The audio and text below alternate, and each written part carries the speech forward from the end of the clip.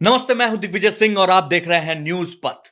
Operation सिंदूर की जीत के बाद अब देश के तमाम राजनीतिक पार्टियों की नजर बिहार पर है। बिहार में इस साल के अंत तक चुनाव होना है। तमाम पार्टियों ने अपने अपने हिस्से की तैयारियां शुरू कर दी हैं। नेताओं का बिहार आना जाना लग चुका है। वार पलटवार के दौर भी जारी है। जैसे जैसे चुनाव के दिन नजदीक आ रहे हैं, राजनीतिक सरगर्मी बढ़ती जा रही है। सूत्रों की माने तो इस बार भी चुनाव आयोग सितंबर के पहले वीक में बिहार विधानसभा चुनाव की घोषणा कर सकता है। निर्वाचन आयोग के सूत्रों के मुताबिक पिछली बार की तरह इस बार भी बिहार की सभी 243 सीटों पर 3 फेज में चुनाव होने की संभावना है। इस बार बिहार के चुनावी मैदान में एक नया खिलाड़ी उतरेगा, प्रशांत किशोर उर्फ पीके।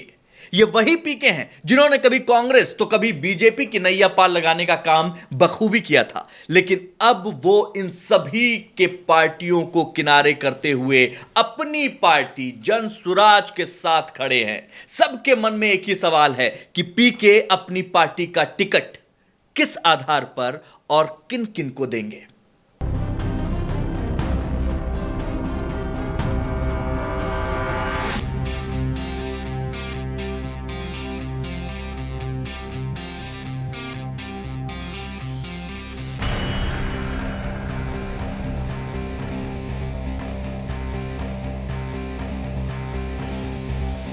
प्रशांत किशोर, ये नाम आपने कई बार सुना होगा। इस बार बिहार के सियासी दंगल में इनकी पार्टी जन सुराज नए योद्धा के तौर पर उतर रही है। निश्चित रूप से इसका असर पुरानी पार्टियों जैसे कि जेडीयू, आरजेडी और कांग्रेस आदि पर जरूर पड़ेगा।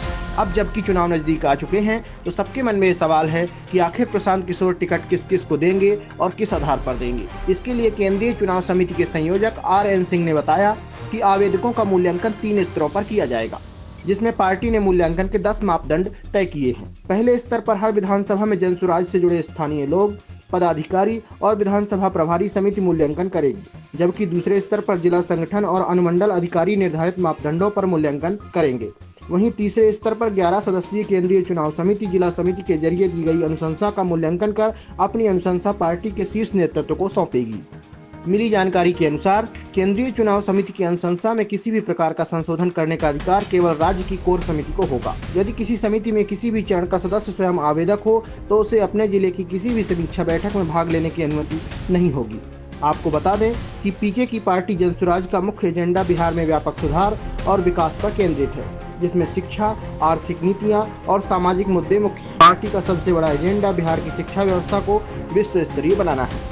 प्रशांत किशोर ने राज्य की शिक्षा में सुधार के लिए अगले दशक में 5 लाख करोड़ रुपए निवेश करने की बात कही है। पार्टी के एजेंडे में शराबबंदी का मुद्दा भी प्रमुख है। अपने एजेंडे के तहत पार्टी बिहार की आर्थिक स्थिति में सुधार के लिए योजनाएं बनाएगी, जिसमें राजस्व बढ़ाने और विकास परियोजनाओं के वित्त पोषण पर ध्यान दिया जाएगा। आप बिहार के किस विधानसभा क्षेत्र से हैं और आपके अनुसार प्रशांत किशोर की जनसुराज पार्टी बिहार में इस बार कितनी सीटें जीत सकती है, हमें कमेंट करके बताइए। खबर पसंद आई हो तो आपके अपने चैनल न्यूज पथ को लाइक, शेयर, सब्सक्राइब करना ना भूलें। धन्यवाद।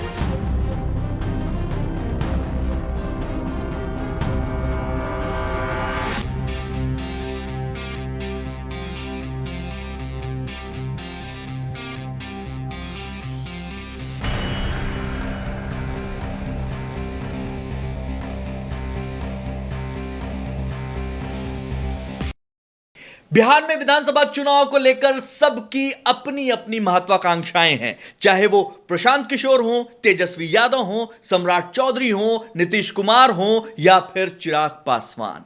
बिहार में महज कुछ वोट परसेंट के बूते चिराग पासवान सीएम बनने की जुगत लगा रहे हैं।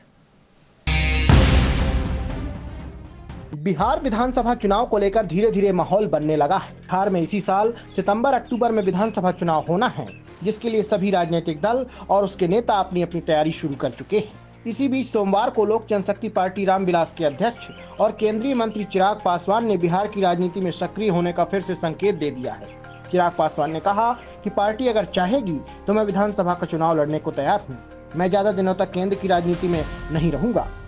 उन्होंने तेजस्वी यादव के उस प्रस्ताव का भी समर्थन कर दिया है जिसमें उन्होंने शराबबंदी से तारी को हटाने की मांग की थी। चिराग पासवान ने कहा कि बिल्कुल सही है कि शराबबंदी कानून से तारीख को हटा देना चाहिए और हम लोगों ने भी कई बार ये मांग की है। अभी चूंकि हम बिहार सरकार का हिस्सा नहीं है, इसलिए हम कैबिनेट में इस बात को नहीं उठा सकते, लेकिन हम लोग कह चुके हैं कि इसे शराबबंदी कानून से हटा देना चाहिए। वहीं कश्मीर के पहलगाम में हुए आतंकी हमले पर विपक्ष के कुछ नेताओं के आपत्तिजनक बयानों पर चिराग पासवान ने कहा कि ऐसा बिल्कुल नहीं होना चाहिए। जब सारा देश एक साथ है तो हम लोगों को एक साथ रहकर इसका मुकाबला करना चाहिए। अंत में जब एनडीए में सीट बंटवारे पर उनसे सवाल किया गया तो उन्होंने कहा कि बिल्कुल जिस तरीके से लोकसभा में सीट का बंटवारा हुआ था, ठीक वैसे ही हम लोग विधानसभा में भी सीट का बंटवारा कर लेंगे। कश्मीर में सुरक्षा में चूक के मामले पर चिराग पासवान ने कहा कि वहाँ जो भी हुआ वह निश्चित तौर पर केंद्र सरकार देख रही है। क्या कोई सूचना थी, उस पर गौर नहीं किया गया? हुआ तो क्या हुआ, ये जांच का विषय है। आपके अनुसार चिराग पासवान की लोक जनशक्ति पार्टी रामविलास बिहार में कितनी सीटें जीत सकती है, हमें कमेंट करके बताइए। खबर पसंद आई हो तो आपके अपने चैनल न्यूज़ पथ को लाइक, शेयर, सब्सक्राइब करना ना भूलें। धन्यवाद।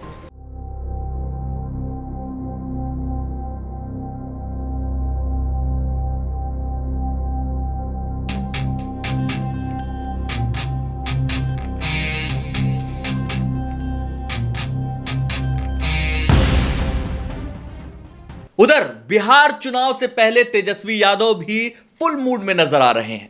वे नीतीश कुमार और उनकी सरकार को घेरने का कोई मौका नहीं छोड़ना चाहते। हाल ही में उन्होंने नीतीश कुमार पर पिछड़ों की उपेक्षा करने का आरोप लगाया और उनकी सरकार को बिहार में बेरोजगारी का जिम्मेदार ठहराया।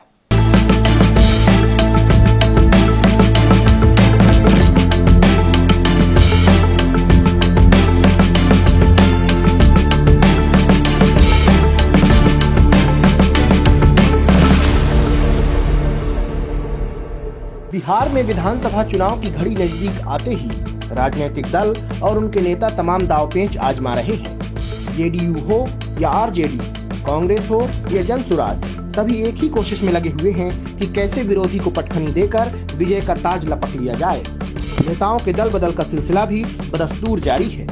इसी क्रम में कांग्रेस को बिहार चुनाव से पहले बड़ा झटका लगा है। पार्टी के 4 बार विधायक रह चुके तौसीफ आलम ने असदुद्दीन ओवैसी की पार्टी AIM का दामन थाम लिया है। उन्होंने हैदराबाद में पार्टी की सदस्यता ग्रहण कर ली है। कांग्रेस के पूर्व विधायक तौसीफ आलम ने बीते दिन कांग्रेस को अलविदा कहा और असदुद्दीन ओवैसी की पार्टी AIM में एंट्री ले ली। तौसीफ आलम ने हैदराबाद में AIM सुप्रीमो असदुद्दीन ओवैसी और पार्टी के बिहार प्रदेश अध्यक्ष अख्तरुल ईमान की मौजूदगी में पार्टी की सदस्यता ग्रहण की है। पूर्व विधायक तौसीफ आलम बहादुरगंज विधानसभा क्षेत्र से 4 बार विधायक रह चुके हैं। ऐसा माना जाता है कि बहादुरगंज विधानसभा क्षेत्र में इनकी खास पकड़ है। विधानसभा चुनाव 2020 में तौसीफ आलम को असदुद्दीन ओवैसी की ही पार्टी यानी कि AIM के उम्मीदवार अंजार नईमी से मुंह की खानी पड़ी थी। हालांकि अंजार नईमी RJD में शामिल हो गए। इस हार के बाद से ये कयास लगाए जा रहे थे कि तौसीफ आलम AIM में शामिल हो सकते हैं। आपको बता दें कि असदुद्दीन ओवैसी की पार्टी AIM इस साल होने वाले बिहार विधानसभा चुनाव में सीमांचल इलाके में मजबूती से चुनाव लड़ने की तैयारी में जुटी हुई है। आप बिहार के किस विधानसभा क्षेत्र से हैं और आपके अनुसार इस क्षेत्र में इस बार किस दल का विधायक बन सकता है, हमें कमेंट करके बताइए। खबर पसंद आई हो तो आपके अपने चैनल न्यूज़ पथ को लाइक, शेयर, सब्सक्राइब करना ना भूलें। धन्यवाद।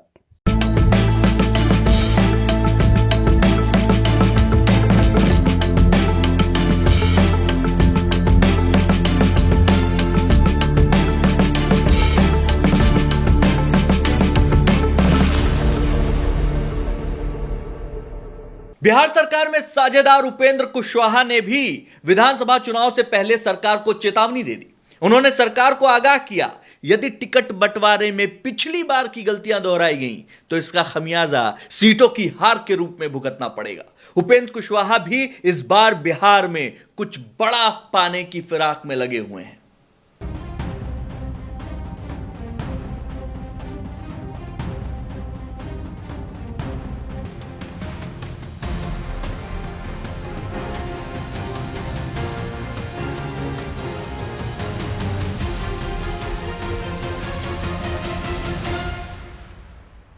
बिहार अगर IAS की फैक्ट्री है तो बाहुबलियों का कारखाना भी है।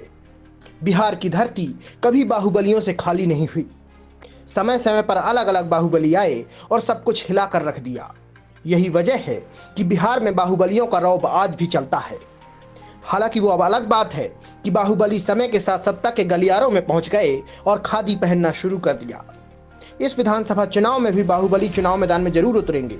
तो आइए आपको बताते हैं कि बिहार का कौन सा बाहुबली इस बार किस दल से ताल ठोंक सकता है। सबसे पहले बात करते हैं मोकामा के पूर्व विधायक अनंत सिंह की। अनंत सिंह और सोनू गैंग के बीच हाल ही में गोलाबारी की घटना बताती है कि चुनावी जंग इस बार कैसी रहेगी। अनंत सिंह हो या उनकी पत्नी नीलम देवी हो, दोनों की जीत जितनी उनकी लोकप्रियता के कारण होती रही है, उससे कम भूमिका उनकी दबंगई की भी नहीं होती। मोकामा में छोटे सरकार के नाम से मशहूर अनंत सिंह के दबदबे का असर लोकसभा चुनाव में भी नजर आया था, जब राजीव रंजन उर्फ ललन सिंह के लिए अनंत सिंह पैरोल पर बाहर आए थे और उनका बाहर आना वरदान बन गया था। अनंत सिंह ने खुद ललन सिंह के लिए चुनाव प्रचार नहीं किया, लेकिन उनका संदेश सभी तक पहुंच गया था कि ललन सिंह भारी मतों से जीत रहे हैं। घोषित अपराधी अशोक महतो ने आरजेडी की प्रत्याशी बनी अपनी पत्नी के लिए कम कोशिश नहीं की, लेकिन अनंत सिंह का दबदबा उन पर भारी पड़ गया था। अब बात करते हैं चिराग पासवान की पार्टी एलजेपी की। एनडीए की घटक रही एलजेपी आर के राष्ट्रीय अध्यक्ष चिराग पासवान के करीबी बाहुबली नेताओं की संख्या फिलहाल वक्त में सबसे अधिक दिख रही है। सिवान में आपराधिक छवि के रईस खान और उनके भाई की हाल ही में एलजेपी आर में एंट्री हुई है। हुलास पांडे पहले से ही चिराग के साथ हैं। चिराग इनका भी इस्तेमाल इस बार विधानसभा चुनाव में जरूर करेंगे।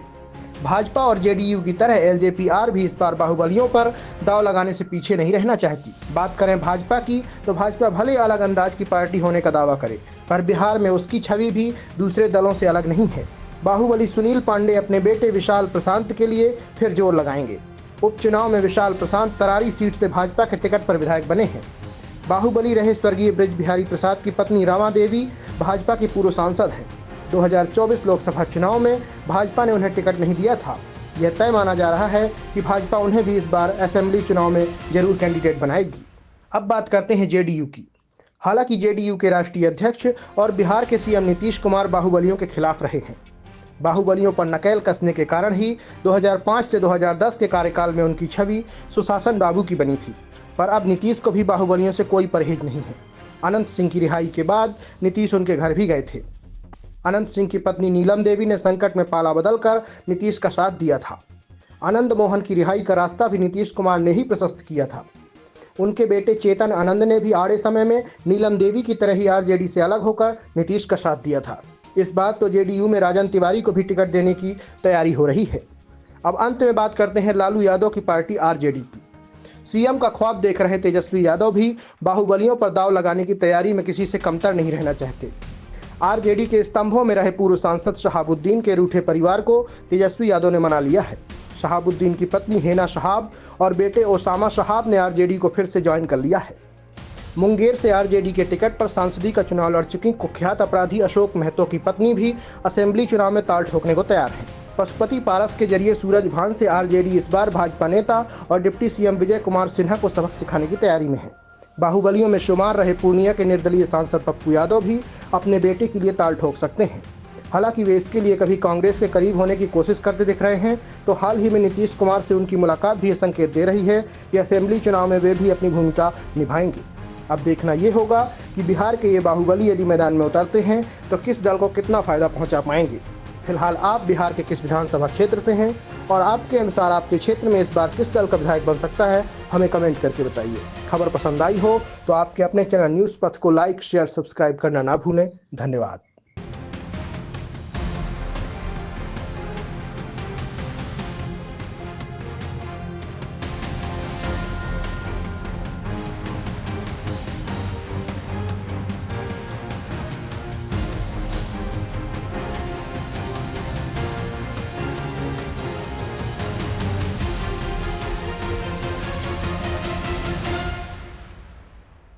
हेमंत सोरेन वैसे तो झारखंड के मुख्यमंत्री हैं, पर फिलहाल बिहार के चुनाव में भी वो अपने लिए कुछ संभावनाएं तलाश रहे हैं। उन्होंने तेजस्वी यादव के सामने सीटों की एक लंबी लिस्ट रखी है। वो चाहते हैं कि झारखंड से लगती हुई बिहार की सीटें तेजस्वी यादव उन्हें दे दें, जिससे महागठबंधन के उम्मीदवारों के तौर पर जेएमएम के कैंडिडेट्स मैदान में उतारे जा सकें।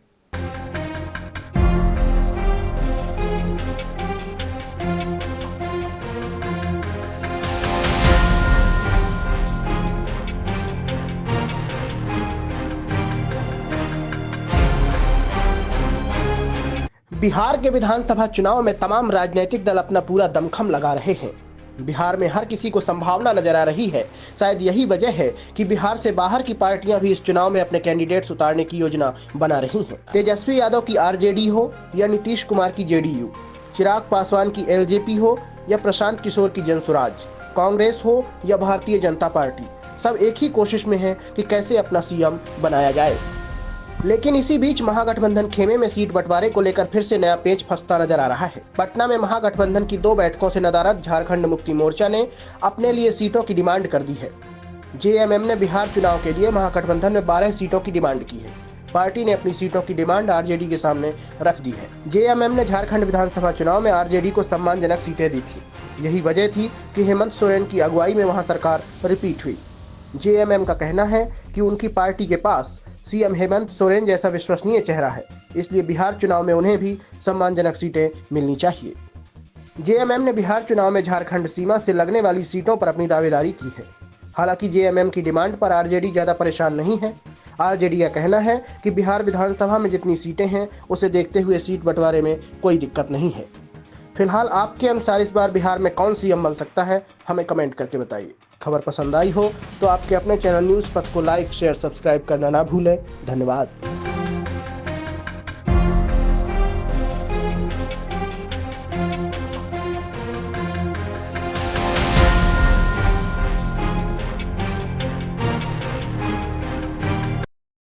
बिहार पर हमारी यह खास पेशकश कैसी लगी, कमेंट करके बताइएगा जरूर। हमारा हौसला बढ़ता है और अच्छा करने का मन करता है।